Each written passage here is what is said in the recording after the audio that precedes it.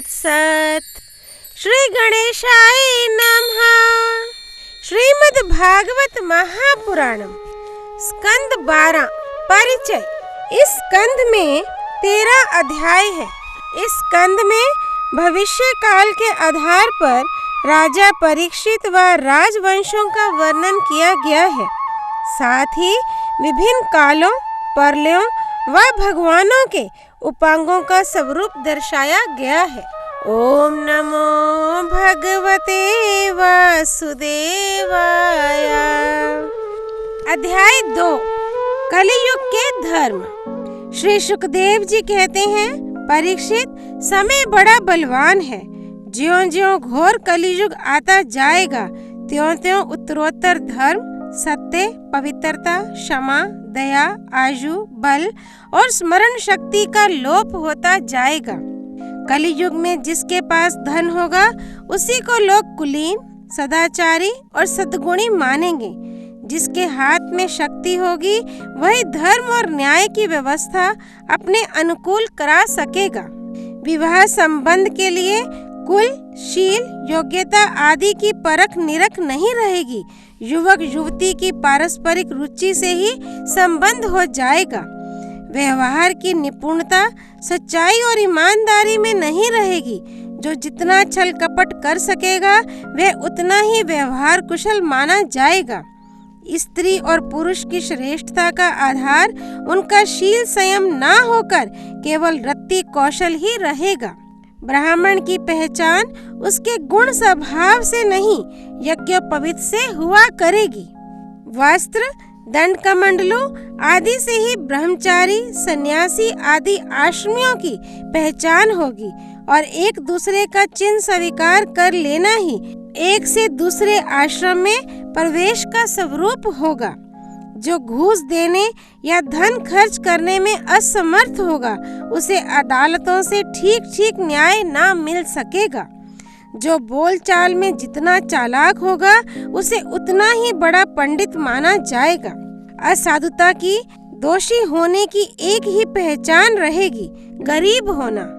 जो जितना अधिक दंभ पाखंड कर सकेगा उसे उतना ही बड़ा साधु समझा जाएगा। विवाह के लिए एक दूसरे की स्वीकृति ही पर्याप्त होगी। शास्त्रीय विधि विधान की, संस्कार आदि की कोई आवश्यकता ना समझी जाएगी। बाल आदि संवार कर कपड़े लत्ते से लैस हो जाना ही स्नान समझा जाएगा। लोग दूर के तालाब को तीर्थ मानेंगे और निकट के तीर्थ गंगा, गोमती, माता पिता आदि की उपेक्षा करेंगे। सिर पर बड़े बड़े बाल, काकुल रखाना ही शारीरिक सौंदर्य का चिन्ह समझा जाएगा और जीवन का सबसे बड़ा पुरुषार्थ होगा अपना पेट भर लेना। जो जितनी डिठाई से बात कर सकेगा उसे उतना ही सच्चा समझा जाएगा।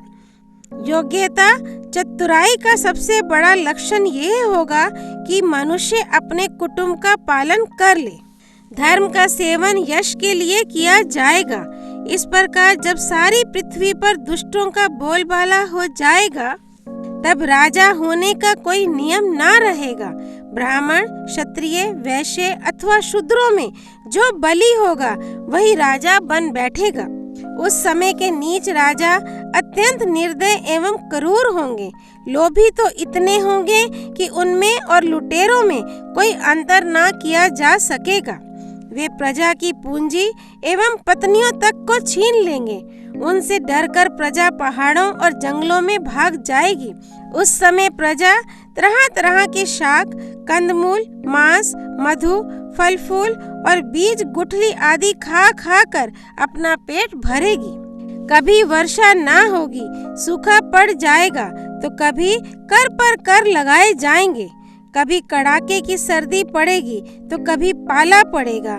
कभी आंधी चलेगी, कभी गर्मी पड़ेगी तो कभी बाढ़ आ जाएगी। इन उत्पातों से तथा आपस के संघर्ष से प्रजा अत्यंत पीड़ित होगी, नष्ट हो जाएगी। लोग भूख प्यास तथा नाना प्रकार की चिंताओं से दुखी रहेंगे। रोगों से तो उन्हें छुटकारा ही ना मिलेगा। कलियुग में मनुष्यों की परमायु केवल 20 या 30 वर्ष की होगी। परीक्षित, कली काल के दोष से प्राणियों के शरीर छोटे छोटे, क्षीण और रोगग्रस्त होने लगेंगे। वर्ण और आश्रमों का धर्म बतलाने वाला वेद मार्ग नष्ट प्राय हो जाएगा। धर्म में पाखंड की प्रधानता हो जाएगी। राजे महाराजे डाकू लुटेरों के समान हो जाएंगे।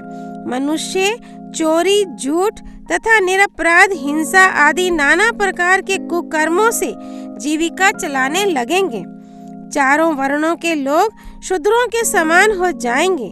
गौएं बकरियों की तरह छोटी छोटी और कम दूध देने वाली हो जाएंगी। वानप्रस्थी और सन्यासी आदि विरक्त आश्रम वाले भी घर गृहस्थी जुटाकर गृहस्थों का सा व्यापार करने लगेंगे। जिनसे वैवाहिक संबंध हैं, उन्हीं को अपना संबंधी माना जाएगा। धान, जौ, गेहूं आदि धान्यों के पौधे छोटे छोटे होने लगेंगे। वृक्षों में अधिकांश शमी के समान छोटे और कंटीले वृक्ष ही रह जाएंगे। बादलों में बिजली तो बहुत चमकेगी, परंतु वर्षा कम होगी। गृहस्थों के घर अतिथि सत्कार या वेद ध्वनि से रहित होने के कारण अथवा जनसंख्या घट जाने के कारण सुने सुने हो जाएंगे। परीक्षित, अधिक क्या कहें, कलियुग का अंत होते होते मनुष्यों का स्वभाव गधों जैसा दुस्सह बन जाएगा। लोग प्रायः गृहस्थी का भार ढोने वाले और विषयी हो जाएंगे।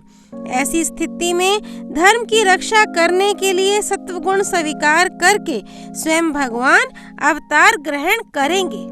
प्रिय परीक्षित, सर्वव्यापक भगवान विष्णु सर्वशक्तिमान हैं। वे सर्वस्वरूप होने पर भी चराचर जगत के सच्चे शिक्षक सद्गुरु हैं। वे साधु सज्जन पुरुषों के धर्म की रक्षा के लिए उनके कर्म का बंधन काटकर उन्हें जन्म मृत्यु के चक्कर से छुड़ाने के लिए अवतार ग्रहण करते हैं। उन दिनों शंभल ग्राम में विष्णु यश नाम के एक श्रेष्ठ ब्राह्मण होंगे। उनका हृदय बड़ा उदार एवं भगवत भक्ति से पूर्ण होगा। उन्हीं के घर कल्कि भगवान अवतार ग्रहण करेंगे। श्री भगवान ही अष्ट सिद्धियों के और समस्त सद्गुणों के एकमात्र आश्रय हैं। समस्त चराचर जगत के वे ही रक्षक और स्वामी हैं। वे देवदत्त नामक शीघ्रगामी घोड़े पर सवार होकर दुष्टों को तलवार के घाट उतार कर ठीक करेंगे। उनके रोम रोम से अतुलनीय तेज की किरणें छिटकती होंगी।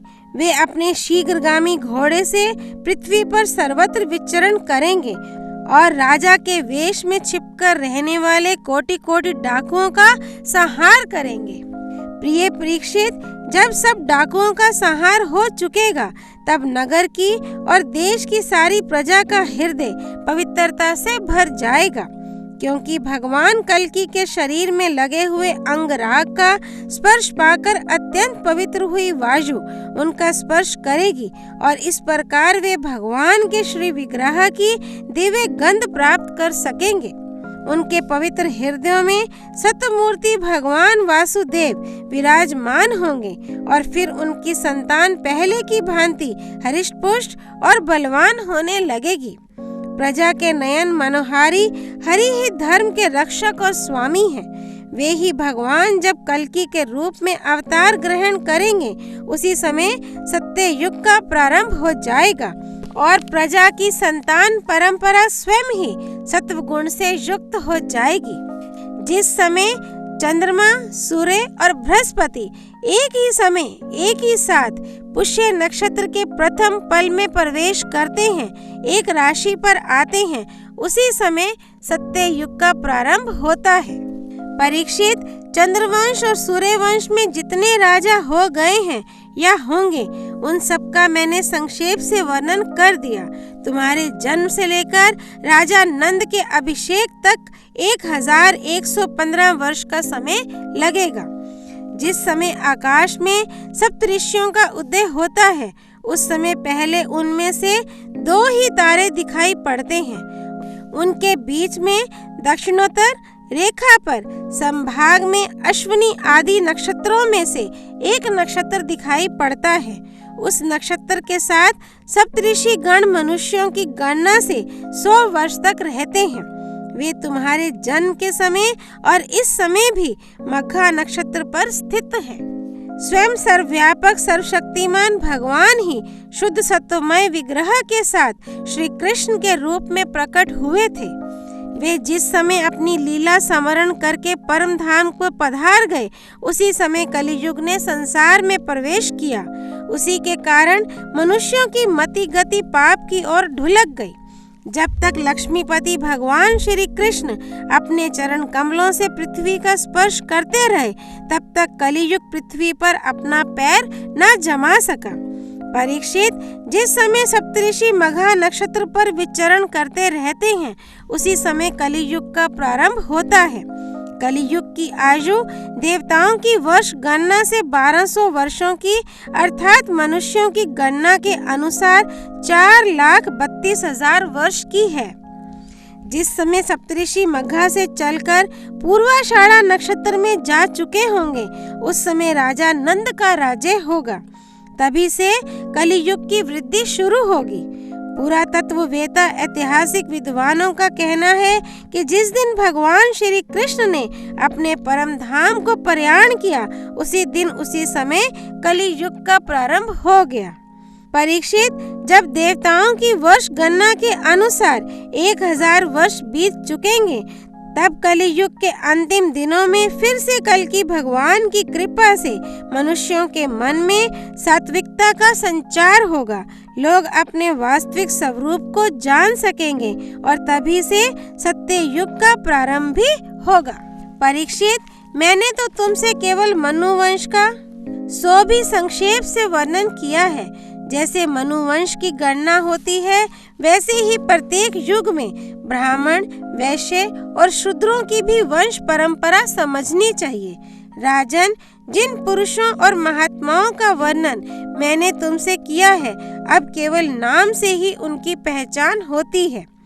अब वे नहीं हैं, केवल उनकी कथा रह गई है। अब उनकी कीर्ति ही पृथ्वी पर जहाँ तहाँ सुनने को मिलती है। भीष्म पितामह के पिता राजा, शंतनु के भाई देवापी और इक्ष्वाकु वंशी मरु इस समय क्लाप ग्राम में स्थित हैं। वे बहुत बड़े योग बल से युक्त हैं। कलियुग के अंत में कल्कि भगवान की आज्ञा से वे फिर यहाँ आएंगे और पहले की भांति ही वर्णाश्रम धर्म का विस्तार करेंगे। सत्ययुग, त्रेता, द्वापर और कलियुग, ये ही 4 युग हैं। ये पूर्वोक्त क्रम के अनुसार अपने अपने समय में पृथ्वी के प्राणियों पर अपना प्रभाव दिखाते रहते हैं। परीक्षित, मैंने तुमसे जिन राजाओं का वर्णन किया है, वे सब और उनके अतिरिक्त दूसरे राजा भी इस पृथ्वी को मेरी मेरी करते रहे, परंतु अंत में मरकर धूल में मिल गए। इस शरीर को भले ही कोई राजा कह ले, परंतु अंत में यह कीड़ा, विष्ठा अथवा राख के रूप में ही परिणत होगा, राख ही होकर रहेगा।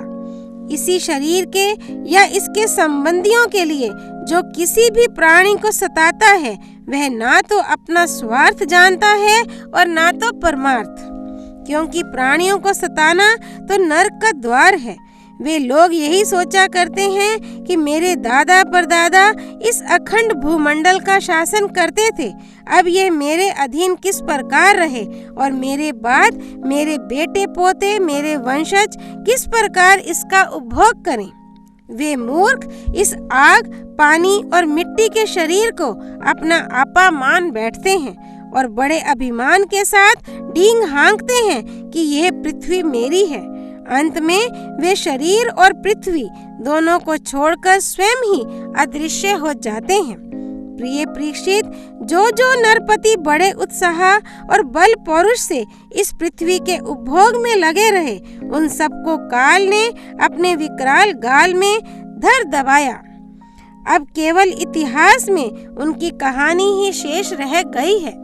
अध्याय 2 संपूर्ण। कृष्णा अर्पणमस्तु।